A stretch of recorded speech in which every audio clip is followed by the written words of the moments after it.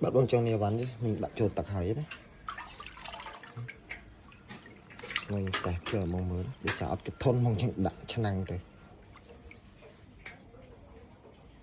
Đấy, về cho bạn chứ. Mình đóng mất.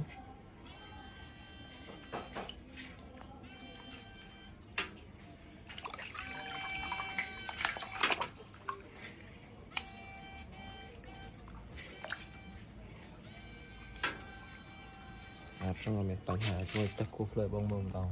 Đấy mỗi bông về rừng bảo bạc thọt tích.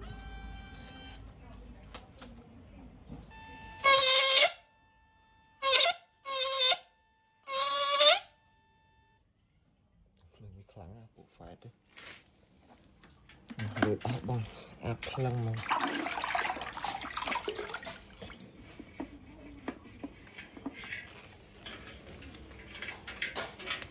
Xả đồ ấy bạn không thơm máu nhá.